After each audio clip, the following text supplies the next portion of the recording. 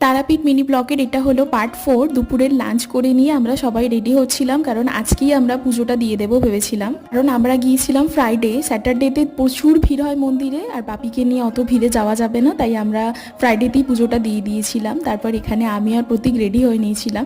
এর আগের একটা ব্লগে বলেছিলাম বলে রাগ করছিল যে আমি তোর বডি মিস্ট ইউজ করি, তুই বললি কেন? এই যে দেখো তার প্রমাণ। সবাই রেডি হয়ে রুম লক করে বেরিয়ে পড়েছিলাম। আর আমাদের পুজো দেওয়ার জন্য যে পান্ডা ঠিক করে দিয়েছিলেন আমাদের লজেরই একজন কাকু, যে পান্ডা উনি ঠিক করে দিয়েছিলেন, উনি এতটা ভালো ছিলেন, আমাকে না মায়ের এতটা কাছ পর্যন্ত নিয়ে গিয়েছিলেন। আমি মায়ের গলার ওই বড় লকেটটা পর্যন্ত টাচ করতে পেরেছি। এত ভালো লেগেছে, মনটা পুরো শান্তি হয়ে গিয়েছিল।